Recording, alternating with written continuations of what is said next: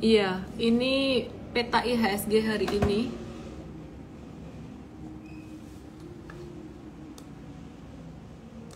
Bisa dilihat breakdown. Nah, kira-kira breakdownnya 2,14%. Jadi dia bakalan menuju sampai 6584. Ya, jadi bisa sampai ke 6584. Supportnya di sini. Jadi besok kemungkinan akan turun lagi. Terus gimana dong? Sebenarnya yang menyebabkan apa sih? Nanti kita bahas ya, yang menyebabkan dia turun apa. Kita mau lihat dulu untuk saham-saham Big Cap Banking. Big Cap Banking ini ada Bank Mandiri, dia breakdown 4,1%, dan kemarin kita sebenarnya udah bahas sih untuk saham Big Cap Banking tuh masih bisa turun. Jadi konsolidasinya masih bisa turun gitu. BMRI akan menuju 9.700, terus BBCA dia akan turun normal aja sih sampai 8.200. Kayaknya kalau sampai 8.200 bakalan mantul lagi. Dia nurut banget sama MA 200-nya BCA. Jadi view aku masih sama, saham-saham big cap perbankan ini fundamentalnya masih oke. Turun pun sifatnya sementara atau temporer aja. BNI masih bisa turun sampai 8.500, tapi itu sifatnya normal aja dan sehat-sehat saja. Company juga masih oke, sehingga kalau turun dia bakalan jadi kesempatan buat teman-teman yang belum punya saham-saham big cap banking ini di valuasi yang murah. Ya, jadi yang belum punya saham big cap banking, ya ini jadi kesempatan. Kayak aku ulang lagi ya. Jadi, yang pertama buat BCA. Aduh, aku udah punya BCA nih. Saya nggak tahu kamu punya di angka berapa, tapi kalaupun kamu punya di 8950 atau di 9300, agak-agak nyangkut gitu, nggak apa-apa, tenang aja BCA. Dan kalau kamu punya dapat di Januari kemarin, ya ini MVS pertama kali dibuka di area-area ini, ya berarti kamu masih cuan, masih oke-oke aja. Dan sekarang kalau ada invest lagi, ya ini artinya masih, sebentar ya, masih oke. Sebentar ya teman-teman ya, aku akan buka beberapa data dulu.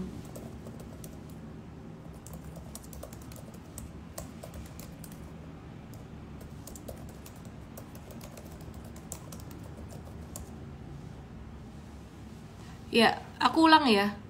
Jadi turunnya saham-saham big cap banking ini contohnya BCA. Kalau ditanya masih oke nggak? Masih aman nggak? Masih aman, fundamentalnya masih sangat oke. Kalaupun dia turun, dia akan turunnya sampai level 8.200 sampai level 8.050. Itu akan mantul lagi, akan naik lagi, dan jadi kesempatan buat teman-teman yang kehilangan kesempatan atau nggak sempat beli di Januari kemarin. Ya, jadi di Invest ini kita pas masuknya di Januari juga gitu. Kalau punya BCA di 8950 pun ya nggak boleh nyesel. Namanya investasi jangka panjang, ya nggak boleh nyesel. Kalau nggak siap dengan fluktuasi, jangan jadi investor. Kalau nggak siap dengan fluktuasi, jadi trader aja. Jadi investor atau investasi jangka panjang di saham tuh memang tantangannya adalah fluktuasi dari harga saham itu sendiri. Jadi ada turun dikit-dikit itu normal, oke aja, nggak usah terlalu dipusingin. Cara investasi adalah masuk beli bertahap, nyicil beli dikit-dikit. Jadi kalau misalkan dia ada turun sampai level 8.050, ya itu berarti satu hal yang cukup bagus gitu ya.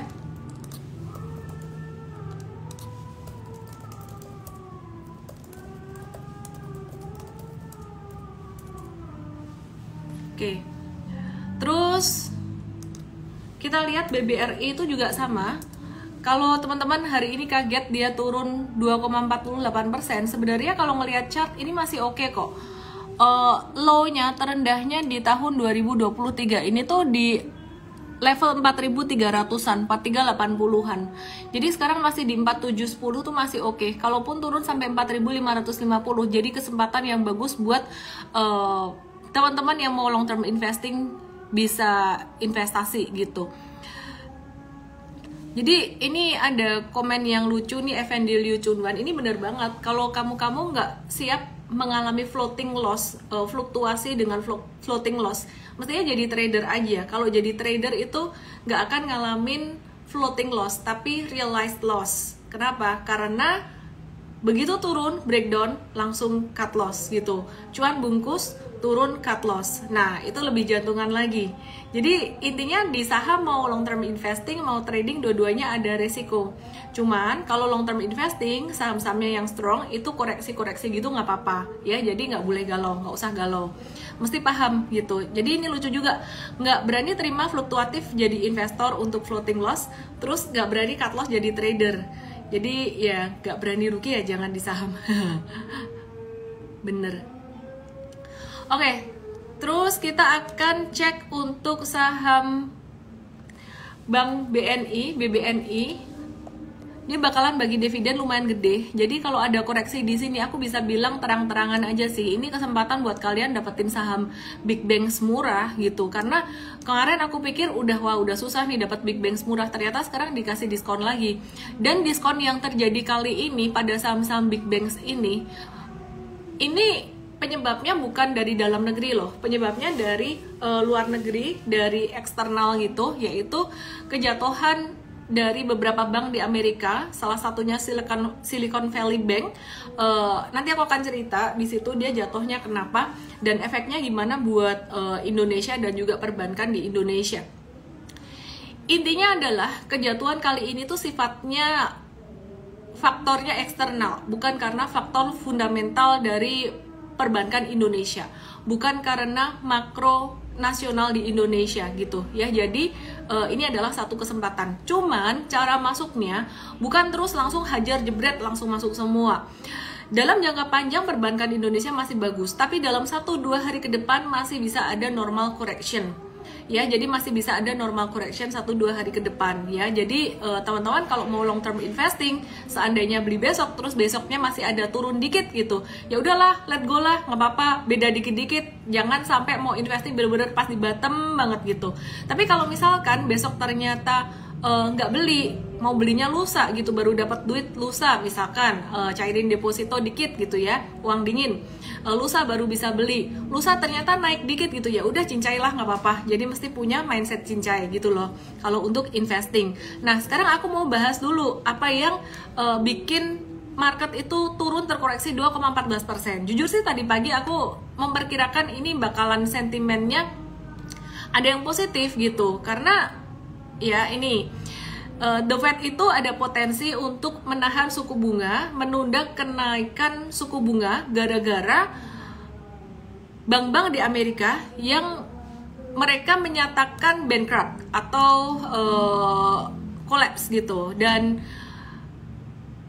ada hal positif lagi sebenarnya, bank-bank yang collapse ini termasuk Silicon Valley Silicon Valley Bank ini tuh udah dibantu sama pemerintah Amerika. Jadi udah ada QE ya, jadi udah ada bantuan dari Amerika gitu, dari pemerintah gitu. Nah jadi itu merupakan satu sentimen yang cukup positif. Tapi kenapa hari ini marketnya tuh turun banget? Saya rasa ini salah satu bentuk panic selling aja dari teman-teman investor yang ketakutan tahun 2008 akan terjadi atau terulang lagi. Nah kalau kita perhatikan sebenarnya aset bermasalah dari Silicon Valley Bank ini, dia tuh cuman sekitaran 3% dari JP Morgan punya. Jadi istilah kata tuh kalau dari JP Morgan punya tuh dia cuman 3% aja, misalkan JP Morgan mau akuisisi pun, mau nolongin itu juga masih bisa. Dan itu nggak akan berpengaruh pada makroekonomi Indonesia, pada perbankan Indonesia. 90 miliar US dollar ini nggak akan ngeganggu Indonesia atau negara-negara lain, kecuali ada case lainnya ya. Jadi saat ini saya lock dulu nih sentimennya tuh dalam case yang ini. Nanti kalau ada case-case yang lain kita akan update lagi. Untuk case ini nggak akan ngeganggu likuiditas perbankan di Indonesia. Bahkan di Indonesia sendiri, seperti yang saya update sebelumnya, bahwa likuiditas atau jumlah uang yang dimiliki oleh bank-bank besar di Indonesia itu masih sangat banyak sekali ya. Jadi masih sangat banyak sekali. Seperti yang saya cerita, ada bank besar di Indonesia yang dia tuh ngasih KPR-nya tuh mudah banget, cepet banget ya. Salah satu bank BCA sih. BCA ya, di kota mana saya nggak sebut, ada satu property agent teman saya tuh yang bilang seperti itu. Mungkin nggak bisa dijadiin patokan dari satu orang aja, tapi ini menarik banget. Kalau BCA collapse gimana ya? Ya pakai data lah teman-teman, jangan dikit-dikit baca berita takut ya. Jadi kalau teman-teman perhatikan dari November kemarin saya udah bikin YouTube juga tentang resesi, itu justru saham-saham perbankan kita malah akan bagus, perusahaan-perusahaan perbankan malah akan bagus karena cuannya akan tertinggi sepanjang masa, dan dibuktikan dari laporan keuangan full year perbankan di tahun 2022. Jadi nggak perlu panik, nggak perlu khawatir. Kalaupun ada turun-turun saat ini, yang belum punya itu bisa manfaatkan untuk beli. Yang sudah punya, jika masih punya di harga bawah, seperti yang tadi saya ceritakan, punya BCA, punya BRI di Januari atau dari modal tahun lalu, ya masih hold aja untuk long term investingnya. Sedangkan kalau punyanya di harga atas gimana? Kalau untuk 4 perbankan besar itu masih oke-oke saja. Jadi nggak usah takut, nggak usah sampai gemetaran gimana. Bicara tentang prepare cash, cash is the king. Bukan waktunya sekarang cash is the king. Waktunya cash is the king adalah sepanjang kamu investasi, sepanjang kamu hidup harus ada cash. Jadi siapa suruh menghabiskan uang dalam satu kali investasi all out, atau lebih parahnya lagi bukan dalam investasi tapi misalkan pada hal-hal yang sifatnya konsumtif, uangnya dihabisin, nggak ada dana cadangan, nggak ada dana darurat seperti itu, apalagi nggak ada dana dingin. Jadi jangan sampai kita tuh all out pada satu jenis investasi. Memang saya mendengar banyak orang kaya mendadak ketika krisis, dia langsung all out semuanya, entah beli emas, entah beli US dollar, entah beli saham. Saya seringkali mendengar cerita seperti itu, bahkan pakai duit orang lain, yaitu yang cuan, yang untung. Tapi yang apa sampai bunuh diri, sampai jual rumah, sampai cerai, banyak juga gitu loh. Jadi jangan gambling. Kalau saya pribadi dalam berinvestasi jangka panjang, mindset aku juga dalam trading ya, mindset aku adalah tes dan ukur. Tes dan ukur tuh artinya apa? Pakai uang kecil dulu tuh nggak apa-apa, sambil kita ngetes marketnya gimana. Oh, kalau marketnya belum bagus, portfolio hasilnya belum bagus, ya jangan banyak-banyak nambah lagi. Intinya itu aja guys. Jadi kamu nggak usah takut market hari ini turun itu gimana, aku kasih tahu masih akan bisa turun gitu. Jadi kalau tadi pagi saya melihat sentimen positif bahwa SVB, Silicon Valley Bank itu ada dibantu oleh Amerika, oleh pemerintah, kemudian The Fed menunda kenaikan suku bunga, itu merupakan satu sentimen positif buat market. Tapi ternyata market turun ya. Jadi tidak semua hal positif itu direspon oleh market sebagai satu hal yang bagus, karena market ini merupakan cerminan dari psikologis masyarakat. Jadi kalau psikologisnya lagi nggak rasional, lagi nggak bisa mikir, ya buang barang, ya jualan, turun-turun aja. Tapi kan yang buang barang, yang jualan itu investor besar, big fund. Buktinya asing net sell 1,46 triliun rupiah. Terus yang di net sell BCA, BRI, BMRI, ASII, Adaro, Bank Mandiri dijual net sell 384,3 miliar, BCA 360,6 miliar, BBRI 353 miliar, Astra International 222 miliar, Adaro 74 miliar. Yakin lo gitu? Mungkin ada yang bilang, yakin lo perbankan Indonesia gak apa-apa? Sekarang kalau teman-teman naik bingung, nggak dapat saham, turun takut, lah terus kapan belinya? Kapan belinya? Ya, aku ulang sekali lagi ya, big banks ini masih akan turun sekitaran 1-2 hari lagi sampai kekhawatiran tentang SVB ini mereda. Tapi kalau kamu belum punya saham perbankan besar, ini kesempatannya. Dan saya mau review untuk perusahaan-perusahaan yang bervaluasi murah. Dan selengkapnya sebenarnya untuk bootcamp atau bagaimana kita membimbing teman-teman untuk investasi jangka panjang, ini ada di MVest, program bootcamp edukasi investasi saham jangka panjang selama 2 bulan, dan kita ajarin bener secara fundamental, value investing, semuanya itu. Kenapa kita bikin bootcamp? Supaya kamu nggak blenger, nggak enek dibikin workshop 2 hari fundamental gitu. Jadi ini kita bantu dan ada rekomendasi sahamnya juga gitu. Nah, ini adalah valuasi dari beberapa perusahaan perbankan dan perusahaan big caps di Indonesia. Mungkin aku bacakan aja beberapa ya, yang intinya masih murah tuh apa. Bank BRI itu sempat udah fair value, sempat udah mahal. Sekarang tahu nggak? Dia tuh diskon lagi 4% dari average-nya. Jadi PBV average-nya 5 tahun tuh 2,49. 2,49, iya. Beberapa waktu yang lalu tuh udah sempat di atas itu, udah termasuk premium. Sekarang turun lagi, jadi slightly discounted di angka 2,4 kali. Bagus kan? Tunggu BRI di harga berapa kalau mau investing.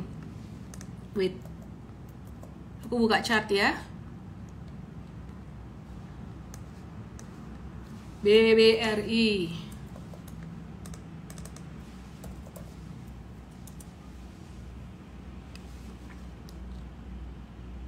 Ya, ini BBRI.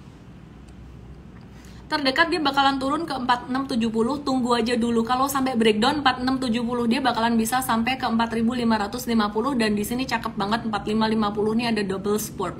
Di sini ada MA 200 dan ada low di sini. Jadi kalau mau belajar support-supportan kayak gini, strategi aku gimana, bukan cuma sekedar technical, itu di workshop Super Trader 1 April nanti WA aja ke, atau DM saya deh, DM saya minta info workshop Super Trader, ntar biar dibantu admin. Tinggalin nama dan nomor WhatsApp ya, karena ini yang saya pin adalah info tentang bootcamp MFest. Jadi kamu mau trading, mau investing, terserah ya. Kita ada, bisa ajarin semua. Dan ya aku kasih tahu dulu, BRI kalau sampai breakdown 4670 ini breakdown dari pattern double topsnya bisa sampai ke 4550. Yang udah punya di atas tenang aja guys, nggak apa-apa, bakalan balik kok, yakin balik pasti gitu. Kalau belum punya ya ini kesempatan kamu gitu. Kalau belinya baru punya dikit, masih boleh nambah nggak? Perbankan kalau posisi saat ini dengan harga-harga saat ini tuh, maksudnya harga saat ini tuh sampai dengan dia turun sampai 4550, 4380 ya. Di area yang saya kotakin di sini, yang saya lingkarin di sini, BBRI itu boleh punya up to 20% dari portfolio. Kalau mix perbankan lainnya ya sekitaran 30-40%. Kenapa begitu? Kenapa kok cuman boleh sekitaran total segitu? Padahal saya punya sekitaran up to 50% of my portfolio. Saya punya modal lama. Kok nggak ajak-ajak? Siapa bilang nggak ajak-ajak? Yang ikut Ajilah pasti tahu saya ada ajak-ajak untuk long term investing. Oke, terus kemudian selain BRI, saya mau update untuk sektor yang lainnya. By the way, saya mau ingatkan teman-teman, portfolio kalian harus diverse banget.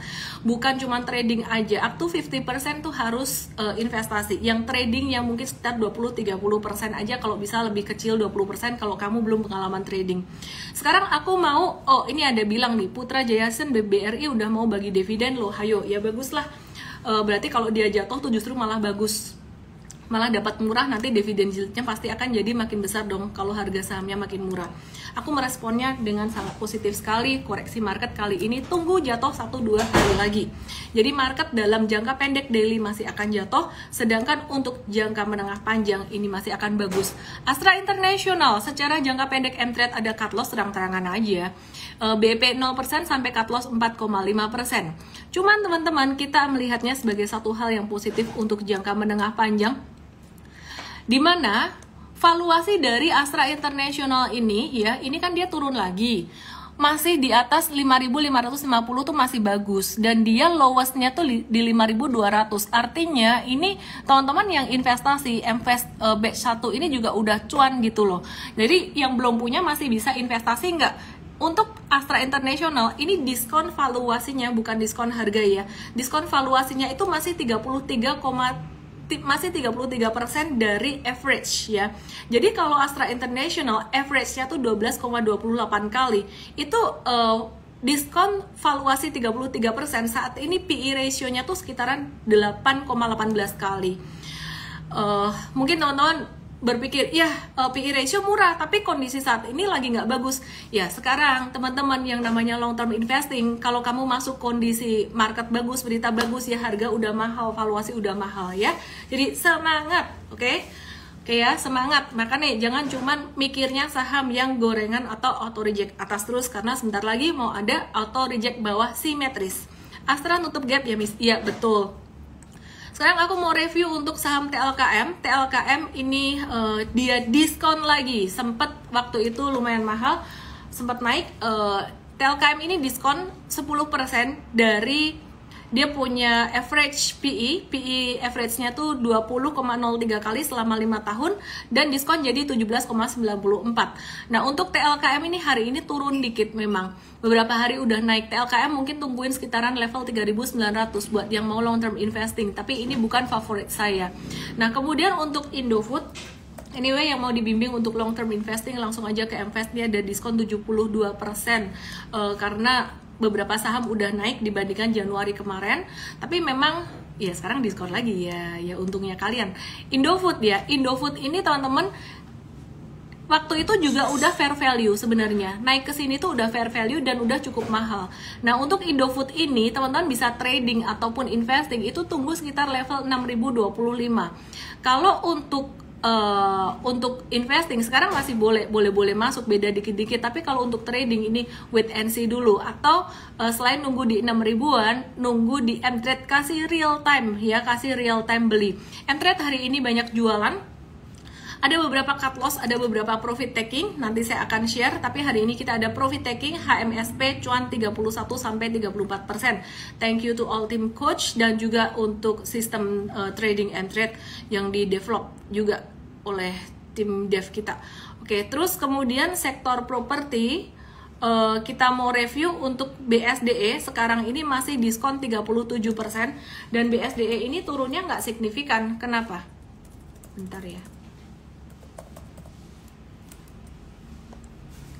Nah, logikanya ya dia belum naik banyak lah, masih normal-normal aja turunnya, masih di area level beli gitu, dan diskonnya masih 37% dari PBV rata-rata 0,79 kali, saat ini PBV currentnya 0,5 kali gitu.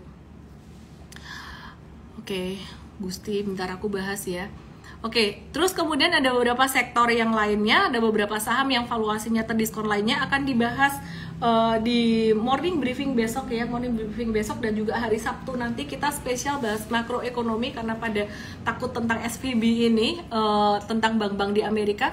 Sebenarnya bank-bank di Amerika itu yang saat ini lagi bermasalah kayak SVB, Silicon Valley Bank, itu mereka banyak mendanai startup gitu, dan mereka tuh duitnya dimasukin ke obligasi yang rendah resiko. Sounds good, obligasi rendah resiko, tapi returnnya tuh juga dikit ya. Jadi kalau bunga di Amerika sekarang bisa sampai 5%, obligasi lain, dia obligasi ini bunganya tuh cuman bunga sih, kuponnya tuh cuman di bawah 2%-an. Jadi dianggap nggak menarik gitu. Nah, jadi dengan adanya rush dari nasabah bikin bank ini juga jadi goyang. Oke? Aku mau jawab pertanyaan dari Gusti Purwoko 30. Untuk emiten retail dan transportasi pandangannya gimana? Kita balik ke teknikal ya, karena retail ini dia udah nyolong start, dia naik duluan di Januari dan Februari kemarin. Terus kemudian sekarang ini retail malah dia tuh lagi turun-turunnya. Jadi lagi distribusi. Nah, jadi teman-teman ini retail salah satunya era Jaya Swasembada. Kita udah cow untuk era, ada jangka pendeknya cut loss, tapi jangka menengahnya untuk era kita ada profit taking. Ya, jadi tadi jangka pendeknya kita cut loss, jangka menengahnya ini profit taking 23% beberapa hari yang lalu, tepatnya di 2 Maret. Oke, terus kemudian kita akan lihat untuk RAS. Yang menarik, RALS udah jatuh duluan dibandingkan era, dan dia kena support MA 200-nya. Masih bisa turun nggak? Masih bisa turun sampai 580. Kita lihat aja wait and see. Lebaran bisa ditarik lagi nggak menjelang lebaran? Bisa. Kenapa? Karena ini kalau aku ngelihat technical, jadi ngebaca chart itu bukan cuma sekedar baca tren aja. Ini pengalaman jam terbang juga. Ini ngelihat technical yang kayak gini, jatuhnya cepat, nanti dia juga akan pantulannya lumayan gitu. Jadi bagus buat swing trading. Tapi kalau untuk jangka menengah kita akan wait and see dulu karena dia sangat volatile. Kemudian kita akan lihat Asus atau ASUS Hardware yang memang jadi masuk portfolio investasi jangka panjang beberapa waktu kemarin. Nah, untuk ASUS Hardware sendiri, untuk tradingnya hari ini tadi kena cut loss karena apa? Karena breakdown dari supportnya di 480. Padahal secara teknikal kemarin udah baik-baik saja. Breakdown dengan volume besar, jadi kita cow. Sedangkan cow itu keluar. Sedangkan kalau untuk investasi jangka panjangnya kita masih ngehold untuk ASUS Hardware ini ya, justru malah ini jadi kesempatan buat yang long term investing. Maka dari itu saya tadi bilang portfolionya mesti harus ada diversifikasi investasi dan trading. Paulina Lasmi, Asep masih oke kah untuk investasi jangka panjang? Tadi aku udah bahas. Budi Kaing, cari cuan di kala crash. Yang tepat sih sebenarnya bukan cari cuan di kala crash. Yang tepat sebenarnya adalah menabur benih di kala crash gitu. Ini bukan crash sebenarnya, ini turun normal, dan turunnya tuh belum jatuh dari low di Januari kemarin. Kalau turunnya jatuh dari low di Januari kemarin, di bawah itu baru itu saya menyebutnya tuh crash. Jadi definisinya tuh kayak gini, mungkin teman-teman bisa lihat Aku pakai ini aja ya, BCA, karena dia kan yang termasuk salah satu yang paling kuat gitu. Jadi low-nya tuh di 8 ribuan di sini. Kalau dia jatuh di bawah 8 ribuan, ya udah itu crash berarti di pasar saham. Di Lalelona, reksadana saham udah rugi 10% lebih. Apakah dijual saja atau bertahan? Saya nggak tahu reksadana saham apa yang kamu miliki. Tapi prinsipnya punya reksadana saham itu sama dengan ketika kita beli saham untuk investasi jangka panjang. Untuk reksadana saham ini sendiri, kalau misalkan isi portfolionya adalah saham-saham yang memang bagus, ya oke, hold aja. Tapi kalau isinya saham-saham komoditas, saya sarankan kurangin aja, karena komoditas bukan buat investasi jangka panjang. BMRI bakalan bagi dividen. Hari ini tadi ada rapat umum pemegang saham. Sebentar ya.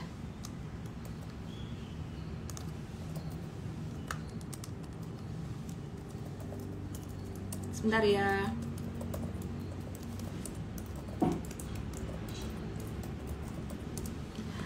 Ada rapat umum pemegang saham hari ini 14 Maret 2023 ya. Jadi BMRI ada menyetujui pembagian dividen itu sebesar 24,7 triliun atau setara 60% dari total laba bersih buku tahun 2022. Sehingga dividen per lembarnya yang dibagikan sebesar Rp529 per lembar sahamnya. Nah, kalau kita bandingkan dengan harga hari ini, berarti dividen yieldnya tuh sekitar 5,32%, lumayan besar. Oh, BCA tadi aku udah bahas beberapa kali, jadi aku bahas yang lain ya. Terus dividen BRI nih. Kapan nih BRI bakalan bagi dividen? BRI bakalan bagi dividen pada 21 Maret 2023, itu come date-nya. Artinya kalau kamu punya saham BRI atau beli BRI sebelum atau sampai 21 Maret dan jangan dijual, boleh jualnya 22 Maret, itu kalian tetap dapat dividen. Tapi jangan jual di 21 Maretnya. Itu 22 tuh libur ya, tanggal merah. Berarti 24-nya, 24 Maret ex date-nya. Kalau mau jualan jangan 21 Maret tapi 24 Maret. Anyway, nggak dijual juga nggak apa-apa. Dengan asumsi harga hari ini di harga 4.710, maka dividen yieldnya tuh sekitaran 4,48%. Oke, terus aku mau update untuk saham yang lain. Astra International nih bakalan ada rapat umum pemegang saham 19 April nanti. Jadi kita tungguin aja kabar pembagian dividen dari Astra International. Kalau mau beli ya jangan pas naik ya, nanti kalau udah deket-deket bagi dividen dia akan naik. Oke, sekarang aku mau bahas untuk saham Bian. Saham Bian ini antik. Kenapa? Karena kalau market turun justru malah dia naik. Kalau market naik dia malah sideways. Jadi bisa jadi peluang buat trading. Kalau kemarin Mtrade ada masuk untuk trading Bian, tapi hati-hati, saya mau kasih tahu lagi disclaimer banget, karena dia punya bid offer itu nggak tebel, cuman angka puluhan aja. Jadi kalau sekalinya ada orang yang punya barang lumayan banyak, dia mau jual, dia mau banting, ya udah bisa turun-turun aja gitu. Bian batas amannya sekitaran level 18 ribuan, jadi di bawah itu udah harus batasi risiko. Nah, untuk saham Bian ini kabarnya ya, yang punya pemiliknya tuh Lo Tak Wong itu kembali buyback ya saham Bian ini. Anyway, be careful dengan likuiditas atau bid offernya. Kalau likuiditas atau bid offernya tipis-tipis, nanti pas lagi ARB simetris, pas dibanting tuh bisa gampang banget kena ARB gitu. Baik 7% maupun 20-30% tuh bisa gampang banget kena ARB. Jadi likuiditas atau bid offer tuh sangat penting sekali. Oke, Mother Rofat, go to dong prospek jangka pendeknya. Sebelumnya aku mau kasih tahu dulu buat teman-teman yang mau long term investing biar nggak galau. Kita temenin kamu dalam bootcamp 2 bulan dan pastinya bisa langsung praktek investasi saham. Ada diskon lumayan banyak hari ini saja, khusus hari ini saja. Langsung ke mtrade.id/daftar invest. Aku mau bahas GoTo. Ini seperti permintaan dari Mother of Fun.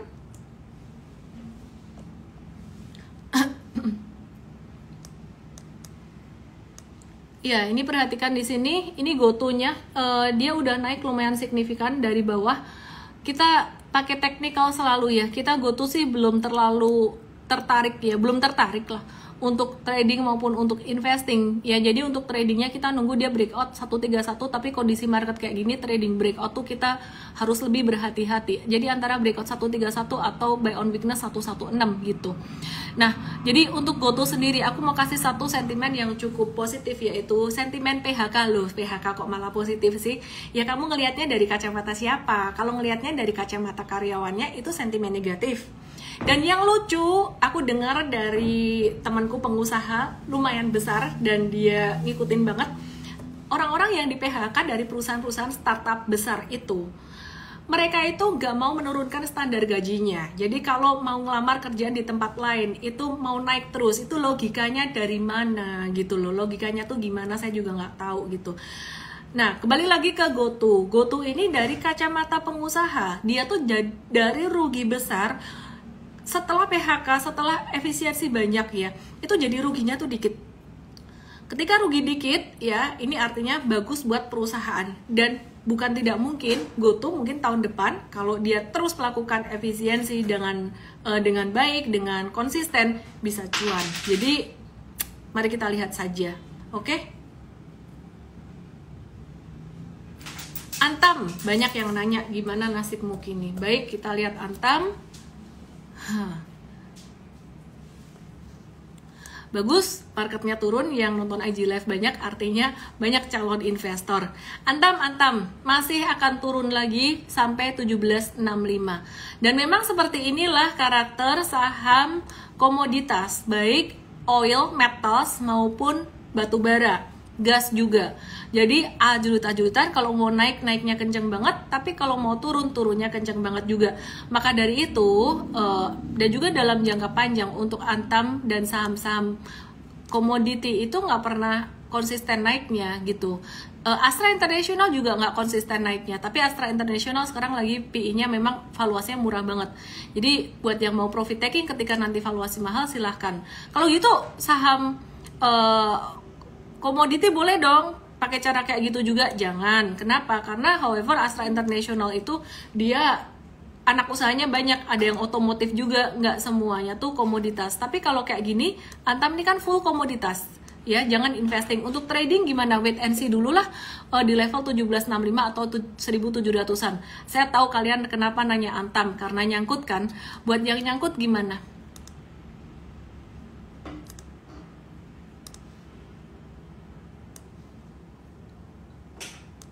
Turun 23-24% dari atas ya, jadi ini turun 23-24%an Antam dari atas di sini.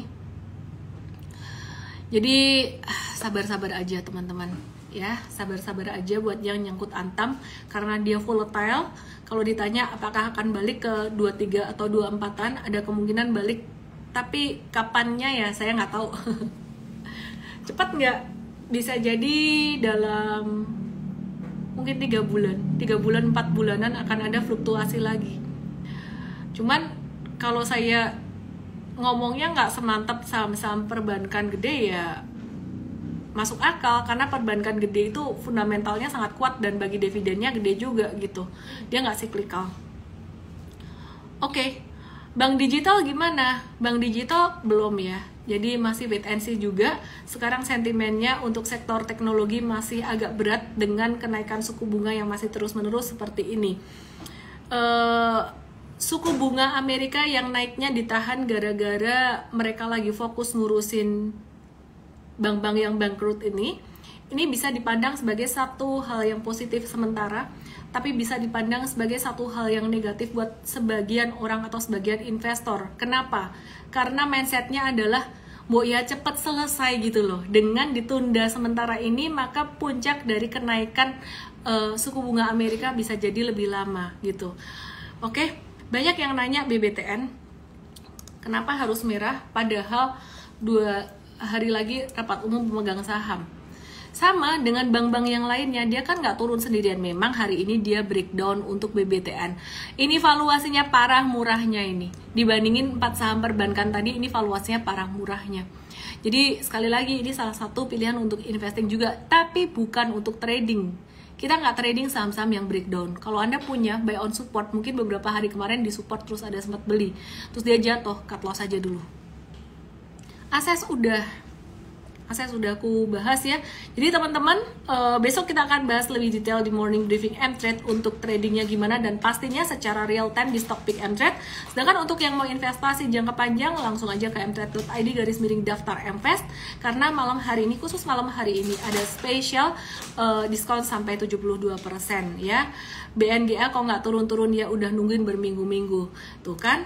Maunya gimana? Kalau nggak turun, ditunggu turunnya. Kalau turun pada panik. BNGA, sekali lagi ya, BNGA ya, dia masih sideways, nih fundamentalnya bagus juga, dan termasuk salah satu portfolio pilihan Mvest juga gitu. Belum turun, ditunggu aja turunnya. Thank you semuanya, selamat malam dan selamat beristirahat. Salam profit. Thanks GJE, Judith Felicia, Irul Topan, Heru Isnawan Jaya, Miko Harin, Devceng. Dadah.